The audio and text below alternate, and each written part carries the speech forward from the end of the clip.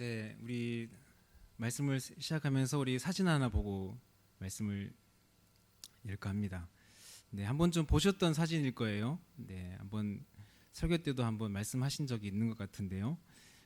영국 런던에 가면 K 박물관이라고 하는 곳에 있습니다. K 박물관에 가시면은 그 영국의 화가이자 또 조각가인 프레드릭 와츠라고 하는 사람이 그린 그림 하나가 있습니다. 바로 지금 저거 보고 있는 이 그림인데요. 이 그림을 보면은 지금 이 한 여인이 지금 지구본 위에 이제 외롭게 홀로 앉아 있습니다. 근데 보시면은 분위기가 어때요? 많이 외로워 보이죠, 그죠? 네, 이 외로운 여인이 지금 무언가를 연주하고 있는데 그의 눈을 가만히 들여다보니까 그 수건으로 눈을 가리워진 상태입니다. 그리고 지금 이 여인이 지금 켜고자 하는 악기가 리라라고 하는 악기인데 이 리라 악기에 보시면은 줄 지금 몇 개가 남아 있죠? 네, 한 가닥이 지금 남아 있습니다. 그마저도 지금 아주 위태로워 보이는 그런 그림입니다.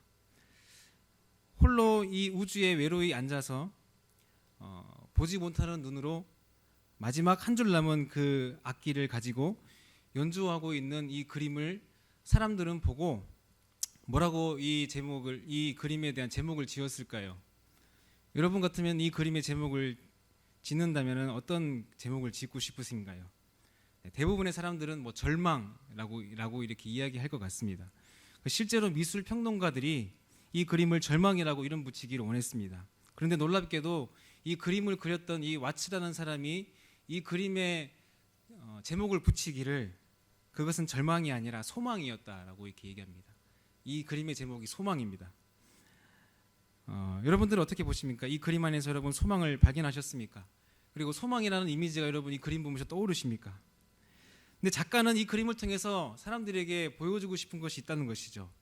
모든 것을 잃어버린 절망적 이 상황을 보여주려고 했던 것이 아니라 앞이 보이지도 않고 또 모든 줄도 나가버릴 것 같은 이 상황 가운데서 마지막 한 줄 남은 그것을 연주하는 그 마지막 한 줄이 주는 소망이 있다라는 것을 보여주고 싶었습니다. 이 그림을 보면서 제가 많은 생각을 하게 됐는데요. 여러분 마찬가지로 믿음의 사람은 어떻습니까? 믿음의 사람은 절망적인 상황에서도 소망을 보는 사람이 바로 믿음의 사람입니다. 우리의 둘러싸인 우리의 환경이 그리고 우리의 여건들이 상황들이 사람들이 모든 사람들이 절망을 이야기할 때에 그 안에 담겨진 진짜 소망을 바라볼 수 있는 사람이 바로 하나님의 사람, 믿음의 사람인 것입니다. 우리가 소망을 보기 힘든 것은 다름이 아니라 그 소망은 우리의 눈에 보이지 않기 때문에 그렇습니다. 로마서 8장 24절에도 말씀하듯이 우리가 소망으로 구원을 얻었음에 보이는 소망이 아니니 보는 것을 누가 바라리요라고 바울이 이야기했습니다. 소망은 보이지 않습니다. 우리의 구원도 마찬가지로 보이지 않습니다. 하지만 보이지 않는 그 믿음의 길을 따라갔던 많은 믿음의 선진들은 그 길 가운데서 소망을 발견했습니다. 누가 소망을 발견했습니까? 그 길을 따라갔던 사람들입니다. 보이진 않지만 믿음으로 나아갔던 사람들이 누렸던 가장 큰 복이 바로 이 소망인 것입니다. 바라기는 오늘 우리가 이 말씀 안에서 우리 안에 소망을 품게 하시고 또 그 소망의 길을 걷는 사람에게 보게 하시고 또 경험하게 하시는 하나님의 은혜를 누리는 오늘 이 밤 시간이 되기를 간절히 소망합니다. 여러분 이제 사도행전이 거듭될수록 우리가 이 말씀 안에서 볼 수 있는 것은 바울이 1차부터 시작된 그 전도 여행 가운데 바울이 꿈꿨던 그의 소망과 그의 비전과 꿈들이 점점 이 현실 안에서 이루어지는 것들을 우리가 이 말씀 안에서 발견하게 됩니다. 바울의 꿈이 무엇입니까? 바울은 그가 땅끝으로 여겼던 로마까지 하나님의 복음을 편만하게 전하기를 원했습니다. 그리고 점점 더 가까이 그 꿈에 나아가고 있음을 우리는 계속해서 이 사도행전 말씀을 통해서 보게 되는 것이죠. 그런데 항상 그렇지만 바울의 있던 어떤 일행들의 여정은 만만치 않습니다. 녹록치 않습니다. 항상 쉬운 길이 없습니다. 그래서 오늘 1절 말씀에 우리가 읽었던 1절 말씀에도 보면은 말씀이 이렇게 시작합니다. 소요가 그침에라고 이렇게 말씀이 시작하죠. 벌써 이제 이 20장 이전부터 그들 안에서 벌어졌던 어떤 소동에 대해서 또 소요에 대해서 이야기하면서 오늘 말씀을 시작하고 있습니다. 항상 그랬습니다. 바울의 일행을 따랐던 많은 사람들이 있었음에도 불구하고 그 반대편에서 더 많은 사람들이, 더 많은 대적자들이 그들을 시기하고 모함하는 세력들이 항상 또한 그들을 따라다녔습니다. 오늘 말씀에서도 3절 말씀 보시면 이런 말씀 있죠. 중간쯤에 보시면은 그때에 유대인들이 자기를 해하려고 공모함으로 라고 이렇게 적고 있습니다. 여러분, 우리가 신앙을 가지고 살아가면서 가장 흔하게 겪게 되는, 그리고 가장 힘든 시기에 경험하게 되는 것이 바로 이것입니다. 그것은 바로 우리의 믿음의 여정에서 겪게 되는 어떤 부정적인 경험들입니다.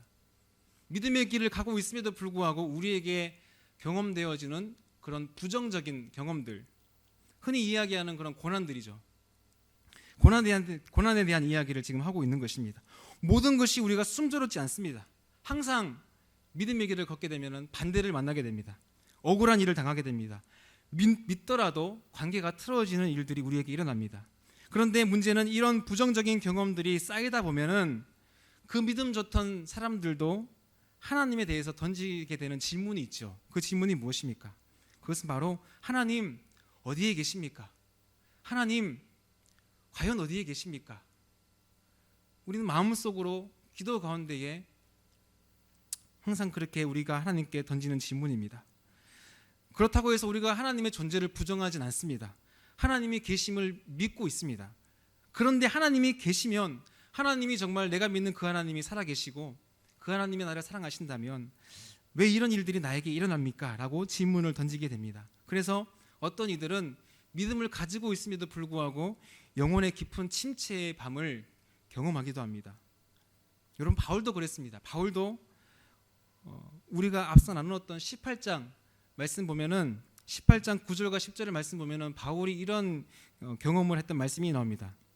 거기 보시면은 밤에 주께서 환상 가운데에 바울에게 말씀하시되 두려워하지 말며 침묵하지 말고 말하라. 내가 너와 함께 있으며 어떤 사람도 너를 대적하여 해롭게 할 자가 없을 것이니 이는 이 성중에 내 백성이 많음이라 하시더라. 우리는 자주 이 말씀을 듣고서 마음의 위로를 받습니다. 하나님께서 바울과 함께 하셨구나.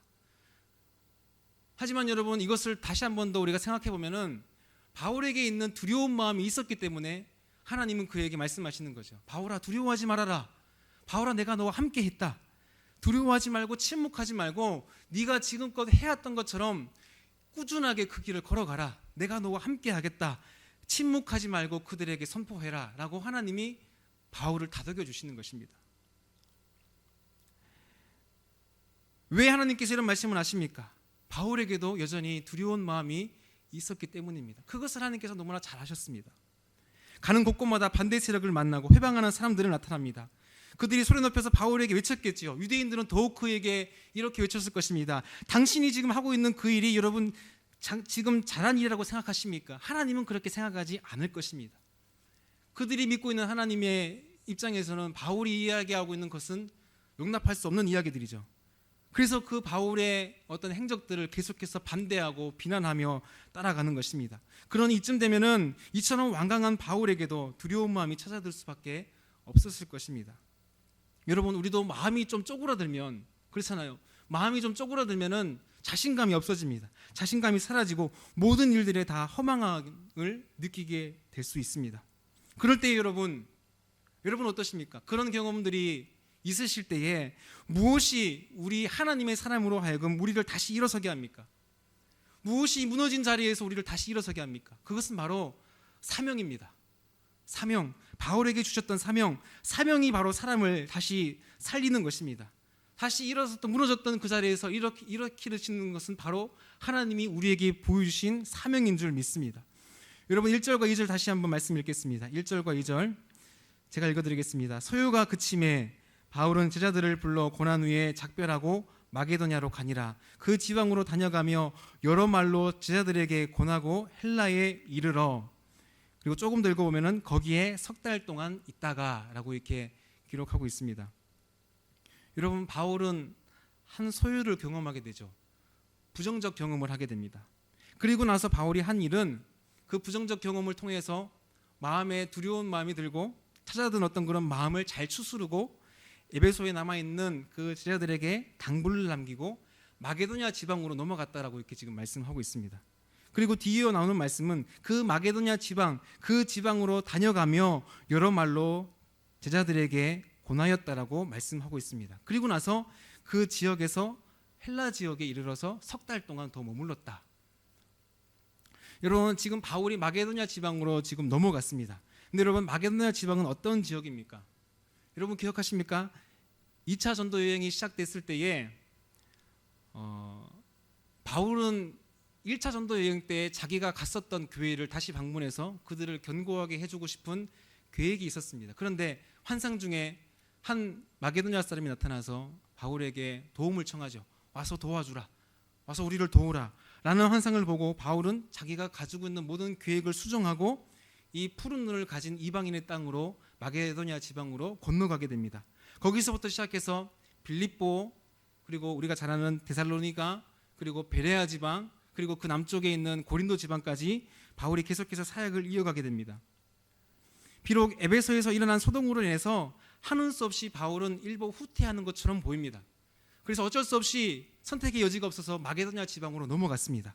그런데 이 마게도냐 지방에서 바울이 경험한 것은 바울에게 있어서 아주 중요한 사건이 되었을 것입니다. 왜 그러냐면 여러분, 빌립보를 거쳐 데살로니가 지방으로 갔습니다. 그렇죠? 데살로니가 지방은 어떤 지역입니까? 바울이 단 3주 동안 머물면서 그들에게 말씀을 가르치고 열심히 그들을 섬겼지만 결국 뭐예요? 반대파들에 의해서, 반대하는 세력들에 의해서 결국 쫓겨나서 울며 겨자 먹는 식으로 베레아로 넘어갈 수밖에 없었던 지역이 바로 데살로니가 지역입니다. 그래서 바울의 마음에 정말 원하는 마음이 있어서 그들을 보고 싶어하는 마음들, 그리고 정말 그들이 지금 잘 지내고 있을까라고 하는 염려하는 마음으로 디모데를 보내고 디모데가 와서 그에게 믿음의 기쁜 소식을 전해주게 되죠.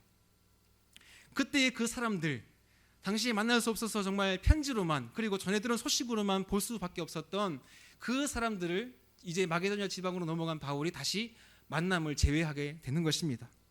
그들을 만나고 그들을 맞이하고 많은 이들을 만나고 또한 그들에게 바울은 더할 수 없이 많은 위로를 받았을 것입니다.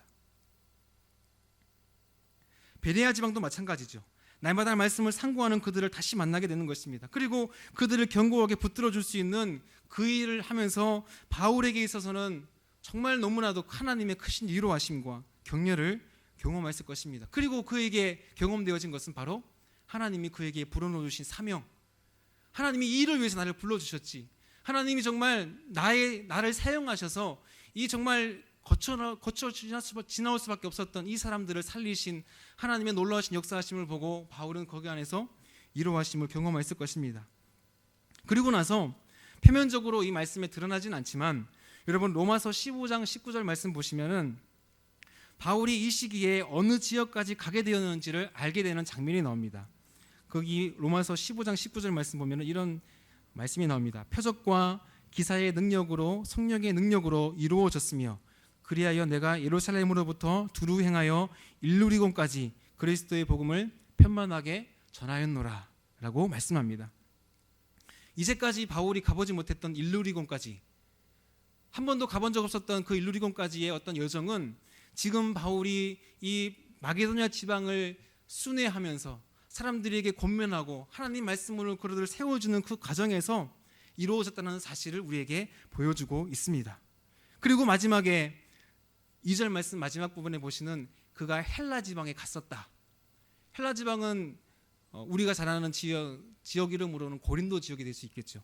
고린도 지역에서 이곳에서 바로 바울이 한 일 중에 가장 중요한 일은 우리가 너무나 잘 알고 있는 로마서를 집필하게 된 것입니다. 우리가 잘 알고 있는 로마서는 어떤 말씀입니까? 예수님의 복음의 집대성이고 집약적인 하나님의 복음의 엑기스, 하나님 우리를 너무나 사랑하시고 하나님을 우리를 너무나 사랑하시기에 그 아들을 주실 수밖에 없었던 그 복음의 내용을 담은 내용이 바로 이 로마서 말씀입니다. 그러니 여러분, 바울은 정말 그들의 대적자에 의해서 마게도냐 지방으로 넘어갈 수밖에 없었던 그런 안타까운 일들을 경험했지만 그는 이 시기를 어떻게 사용하셨습니까? 하나님 이 시기를 어떻게 사용하셨습니까? 그를 위로하시고 다시금 벌어졌던 것 같은 사람들을 다시 만나게 하시고 무엇보다도 하나님의 능력 있는 말씀을 다시금 쓰게 하셔서 사람들에게 말씀을 전해주게 한 그 일을 바로 하나님께서 이루어 가셨다라고 하는 것입니다. 무엇을 이야기합니까? 하나님이 여전히 부정적 경험을 경험하고 있는 바울을 통해서 하나님이 일하고 계시다는 것을 깨닫게 하시는 것입니다. 중요한 것은 방향입니다. 그렇죠. 우리 삶에도 방향이 중요합니다. 내가 겪고 있는 고난, 어려움들이 분명 우리 삶 가운데 여전히 있지만 내가 정말 지금 하나님께로 나아가고 있는 내 방향이 맞는가? 라고 물어봤을 때에 그래 맞아. 하나님이 내게 주시는 이 방향들이 정말 하나님께서 원하시는 방향대로 바르게 나아가고 있구나 라는 것을 여러분 경험하게 되면은 여러분 사실 우리에게 있어서 많은 문제들이 사라지게 되는 것을 경험하게 됩니다. 두려움이 사라지게 되고요. 절망감이 물러가게 되는 것입니다. 그렇게 허무감으로 출발한 여행이라 할지라도 하나님은 이 복음의 진전을 이루고자 하시는 하나님의 놀라우신 꿈을 계속해서 바울에게 주는 것을 우리가 말씀을 통해서 볼 수 있습니다. 여러분 이 사실을 믿으십니까? 실패 가운데서도 일하시는 하나님, 여전히 하나님은 바울을 통해서 일하시기 원하시는 하나님, 마찬가지로 오늘 우리에게도 그 사명을 맡겨주신 그 하나님께서 그 완성하실 그날까지 우리를 이끌어 가심을 여러분 믿으시기를 바랍니다. 우리의 경험을 뛰어넘는 하나님의 세밀하신 인도하심을 믿을 때에 비로소 우리는 하나님이 여전히 나와 함께 하시구나, 하나님이 여전히 나를 통해서 일하여 주시는구나 라는 것을 고백할 수 있으실 것입니다. 여러분 하나님의 일은 여기서 그치지 않습니다. 3절과 4절 우리 같이 다시 한번 읽어보겠습니다. 3절과 4절 말씀입니다. 시작. 거기 석 달 동안 있다가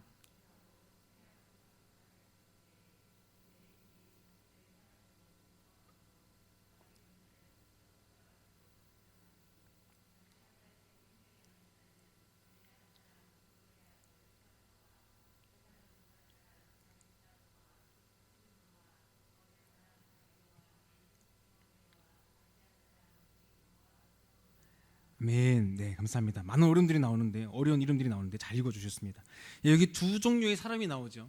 어떤 종류입니까? 한 종류는 바울을 해하려는 대적자들이 나옵니다. 그리고 또한 한 부류는 바울의 조력자들입니다.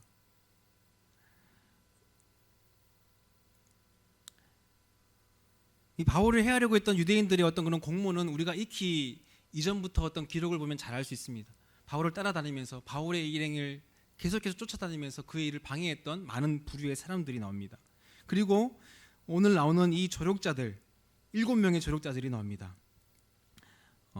소바도와 아리스다고와 세군도와 가이오와 디모데와 두기고와 드로비모. 여러분 한 번쯤 들어보신 이름도 있지만 처음 듣는 생소한 이름도 있으실 것입니다. 그렇죠. 근데 여러분 이 사람들은 어떤 사람들이냐면은 바울이 이 전도 유행을 하면서 예루살렘 교회에 닥친 어려운 일들을 이 교회의 소식들을 건네주었습니다. 그래서 이 많은 교회들, 소아시아에 있는 많은 교회들이 이 예루살렘 교회를 섬기기 위한 많은 연보를 했습니다. 그리고 나서 그 연보를 모아서 바울은 예루살렘으로 가고자 했을 때에 그와 함께 따랐던 많은 그 교회의 지도자들, 각 교회에서 연보를 모아서 예루살렘 교회를 향하여 나아갔던 많은 대표자들 이름이 바로 지금 나오고 있는 이 사람들입니다. 조력자들입니다. 이 사람들이 어떤 사람인지 여러분 궁금하시다면 제가 일일이 다 설명할 수는 없으니까요. 집에 가시면은 성경 어플 요즘 너무나 잘 나옵니다. 검색을 하셔서 이름 한 명 한 명 검색을 하시면 이 사람들이 어디 등장했는지가 잘 나옵니다. 근데 여러분 이 사람들이 등장하는 특징들이 있어요. 어디 나오냐면은 바울이 쓴 서신서의 가장 마지막 부분들, 거기 이제 바울이 사람들의 이름을 불러가면서 마지막 인사를 나누죠. 근데 골로새서, 에베소서, 심지어 디모데후서까지 바울이 가장 말년했었던 디모데후서까지도 여기에 나왔던 사람들의 이름이 등장을 합니다. 무슨 말입니까? 끝까지 바울과 함께 그 길을 걸어갔다라고 하는 것입니다. 대표적으로 여러분 두 명만 제가 한번 소개해 드리겠습니다.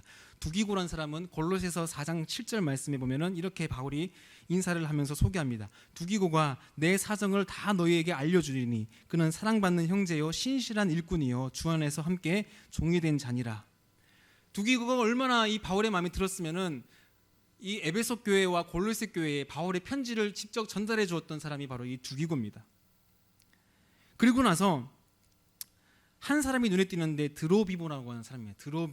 드로비모는 어디 나오냐면은 디모데후서 4장 20절 말씀 보면은 드로비모는 병들어서 밀레도에 두었으니라고 기록이 딱 2번 나옵니다. 여기 한번 디모데후서에 한번. 근데 여러분 이 구절을 말씀을 읽는데 너무 마음이 짠한 거예요.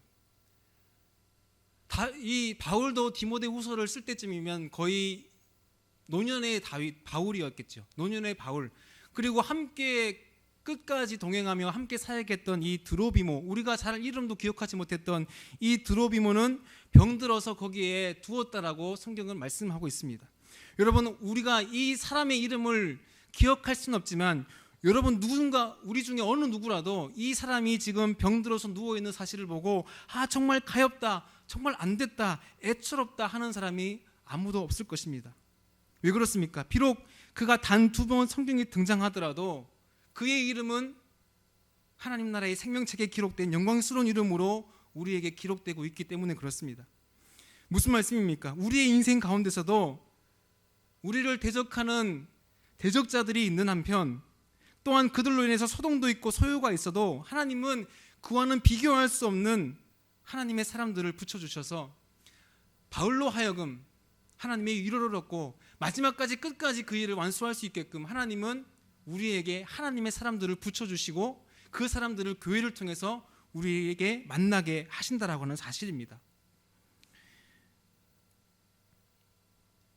하나님이 바울의 절망적 상황을 하나님이 놀라우신 세밀하신 인도하심으로 계속해서 만져주시고 인도하신다라고 하는 사실입니다.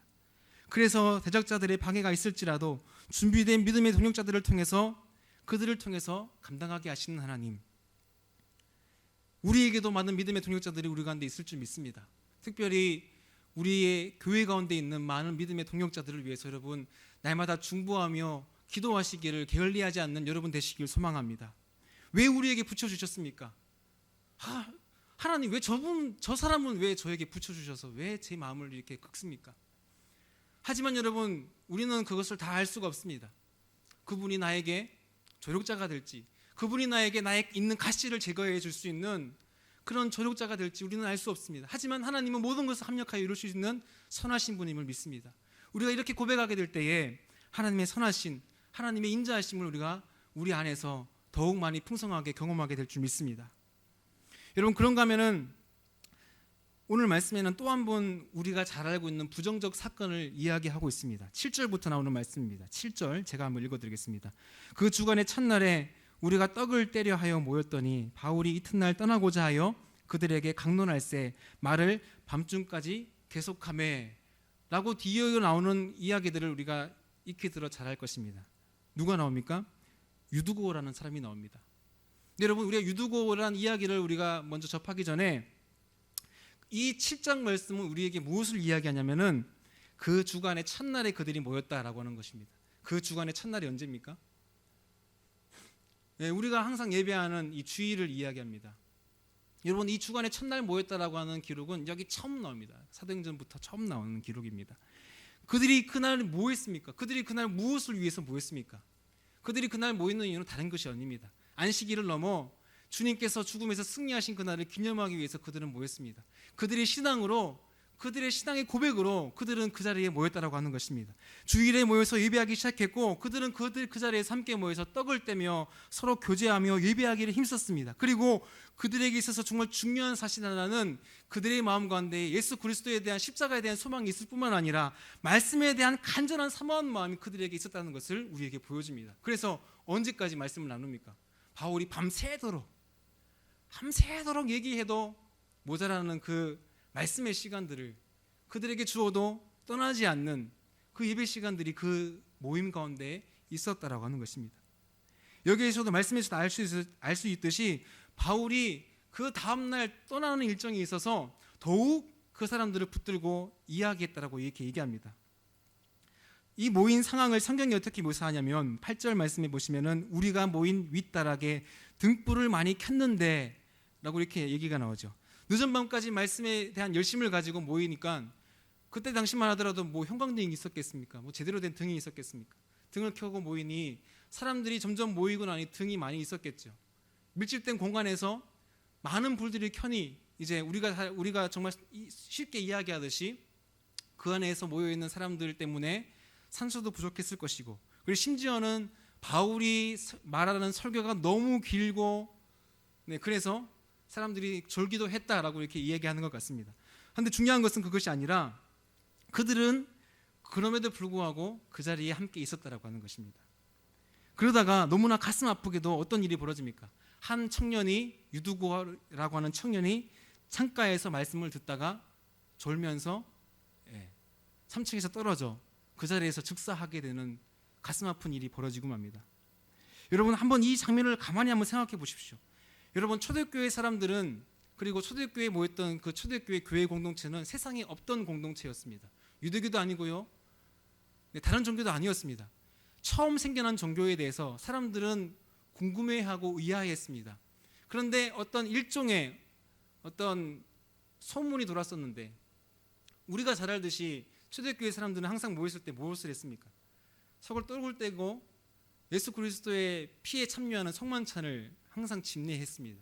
그러니 자연스럽게 그들이 함께 나누는 예수 그리스도의 피와 살과 나누어 먹는 그 일들이 건너 이야기를 건너가다 보니 세상 사람들이 듣기에는 이 말이 어떻게 들리냐면은 그들이 이상한 어떤 의식을 하더라. 서로 피를 나누어 먹고 살을 나누어 먹는 이상한 공동체더라 라고 하는 소문이 돌기도 했습니다. 그래서 실제로 고발을 당하기도 하고 신고가 들어가기도 했던 일들이 많이 일어났습니다. 그런 와중에, 그런 흉흉한 소문이 도는 와중에 한 사람, 유두고가 떨어져 그 자리에서 즉사했다라고 하는 것입니다. 여러분, 사람들이 어떻게 생각하겠습니까? 수근수근거리며 이 일을 부정적인 시각으로 바라보지 않겠습니까? 어떤 사람들은 이렇게 얘기했을 수도 있을 것 같습니다. 밤늦도록 모여서 이상한 이야기를 나누고 이상한 의식을 치르더니 기어코 사람 하나가 죽고 나는구나. 저들의 정체가 뭘까? 저런 이상한 모임은 우리 마을에서 사라져야 돼 라고 서로 수군거리지 않았겠습니까? 저는 그래서 이 유두고 사건을 가만히 보면서 자꾸만 오늘날 우리 한국 교회의 모습이 오버랩되면서 보이는 것입니다. 여러분, 세상은요, 믿는 이들의 모임을 아주 싫어하다 못해서 아주 경멸합니다. 교회에서 확진자가 나왔다더라. 어느 교회에 또 코로나가 터져서 아주 망신살을 시킨다더라. 교회 다니는 사람들은 아예 교회에 못 가게 법으로 금지해야 된다. 뭐 이런 이야기들이 심심치 않게 우리 주위에서 들려집니다. 여러분, 물론 우리에게 주어진 사회적 책임을 다하고 서로가 서로를 격려하고 서로가 서로를 보호해주는 노력들은 당연히 필요합니다. 오늘 우리의 교회도, 우리 신월지일교회도 늘 그런 노력에 소홀하지 않습니다.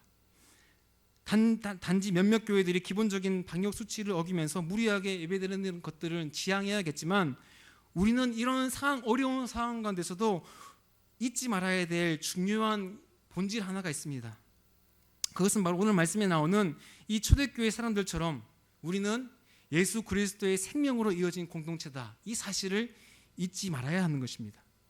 여러분, 10절 말씀 한번 보십시다. 10절 말씀에 바울이 이렇게 얘기합니다. 바울이 내려가서 그 위에 엎드려 그 몸으로 안고 말하되 떠들지 말라, 생명이 그에게 있다 하고, 바울이 그에게 가서 그의 위에 올라타고 그를 위해서 기도해 주니 그가 다시 살아나게 되는 역사가 일어나게 되는 것입니다. 바울에게는 확신이 있었습니다. 무슨 확신이요? 주님께서 원하시면 이 소년을 일으킬 수 있다는 그런 믿음이 바울에게 있었습니다. 근데 여러분, 이 생명은 바울의 것이 아닙니다. 바울에게서 나가는 것이 아닙니다. 누구의 것입니까? 매주일 매일마다 매주간 첫날에 모여서 흉흉한 소문이 돌고 모이라고 하지 않았던, 모이라고 하는 사람이 아무도 없었던 그 주간의 첫날에 항상 모여서 서로 예수 그리스도의 몸과 피를 나누고 떡을 떼면서 환난 가운데서도 여전히 예배하고 교제하기를 힘썼던 그 공동체 안에 주셨던 하나님의 놀라우신 역사하심이 그 소년에게 나타나게 된 것입니다. 모이기를 힘쓰는 그 공동체 가운데에 그들의 머리 대신 생명 대신 예수 그리스도의 생명력이 그들에게 나타나게 되는 것입니다. 그리고 예수 그리스도의 생명의 능력으로 이 청년을 살리실 것을 바울은 믿음으로 선포하고 그대로 그 역사가 이루어졌다고 하는 것입니다. 여러분, 우리에게도 이 감격이 우리의 것이 아니라 우리를 살리신, 목숨값 다해서 살리신 예수 그리스도에 대한 소망과 확실한 믿음이 우리 가운데 분명히 자리 잡고 있다고 한다면, 그리고 우리가 그 안에 여전히 머물러 있으면, 여러분, 우리가 겪고 있는 많은 부정적인 경험들이나 외부의 어떤 목소리들이, 교회를 흩으려고 하는 그런 모든 시도들이 다 무용지물이 되어져 버리는 그런 놀라우신 역사하심을 하나님은 반드시 이 교회를 통해서 보게 하실 줄 믿습니다. 우리 안에 생명력으로 넘치면 그 어떤 세력이 무너뜨릴 수 없는 것이 바로 주님의 교회, 또한 우리 신월 제일교회임을 믿습니다. 근데 여러분, 더욱 놀라운 사실 한 가지는 무엇입니까? 마지막 11절 말씀을 다시 한번 우리가 읽겠습니다. 11절입니다. 시작. 올라가 떡을 떼어 먹고 오랫동안 곧 날이 새기까지 이야기하고 떠나니라. 여러분, 이 광경이 어떤 한 사람이 죽었고 어떤 한 사람이 다시 살아난 상황들을 설명하는 말씀이라는 사실에 저는 한번 놀랐습니다. 왜 그렇습니까? 한 사람이 죽고 한 사람이 살아났어요. 그런데 그는 여전히 그것을 막 들떠하면서 사람들에게 그것을 막 소문내면서 뛰쳐나가는 것이 아니라 다시 그 자리에 모였다라고 하는 것입니다. 자연스럽게 행했던 것을 다시 행하고 다시 한 자리에 모여서 그 주님의 말씀에 귀를 기울이고 경청했다라고 하는 것입니다. 그리고 오랫동안 날이 새기까지 그 자리를 지켰다라는 것이 저에게는 너무나 새롭게 와닿습니다. 왜 그렇습니까? 그들에게는 기적이 상식이 되는 교회였기 때문에 그렇습니다. 목사님도 말씀하셨죠. 기적이 상식이 되는 교회, 기적이 자연스럽게 일어나는 교회, 그래서 그 안에 모인 성도들이나 또한 세상에 대한 선한 영향력을 끼칠 수 있는 교회, 하나님께서 원하시면 하나님이 그 교회를 그렇게 만들어 가실 줄 믿습니다. 누구를 통해서요? 그리스도의 생명력으로 넘치는 우리 한 사람 한 사람을 통해서 하나님은 그런 교회를 만들어 가시고 우리를 그렇게 이끌어 가실 줄 믿습니다. 말씀을 정리하겠습니다. 여러분, 코로나의 어려움들이 우리의 삶을 에워싸고 또한 우리에게 직면하는 그런 많은 어려움들이 있습니다. 우리의 직장과 우리의 생계를 위협할 뿐만 아니라 가장 기본적인 우리의 믿음을 지금 흔들고 있습니다. 여러분, 어떻게 대처하시겠습니까? 어떻게 지금 대처하고 계십니까? 또 어떻게 여러분 살아가시겠습니까? 마냥 백신만 기다리고 계시겠습니까? 먼저는 우리가 우리의 믿음의 근본, 우리의 믿음의 본질을 견고하게 해야 될 줄 믿습니다. 예수의 생명으로 살아낼 소망이 우리에게 있다라고 한다면 우리는 살아나게 될 줄 믿습니다. 그리고 나서 우리에게 주어진 생명력으로 여러분 서로가 서로에게 좋은 동역자가 되어주시길 바랍니다. 신실한 믿음의 동역자 한 사람이 있으면 여러분 생명을 살릴 수 있습니다. 신실한 내 이야기 들어주고 내 이야기 가운데 있는 소망을 말해줄 사람 한 명만 있다고 한다면 여러분 절망 중에 있는 사람도 살아나게 될 줄 믿습니다. 하나님이 그토록 그렇게 우리를 붙여주시고 우리를 만들어 가실 줄 믿습니다. 바울 곁에 머물렀던 7명의 신실한 주님의 일꾼처럼 신실한 하나님의 동역자 그 한 사람이 되어주시기를 간절히 소망합니다. 또한 우리를 통해서 꺼지지 않는 예수 소망 붙들고 살아가는 우리를 통해서 하나님은 귀하게 그 주님의 역사를 오늘도 이루어 가시는 귀한 은혜를 경험하게 되는 오늘 이 밤 되시기를 주님의 이름으로 간절히 축원합니다.